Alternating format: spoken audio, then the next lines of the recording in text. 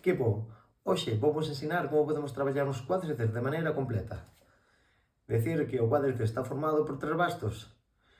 Temos o basto intermedio, despois pola zona exterior temos os bastos lateral e na zona interna temos o basto medial.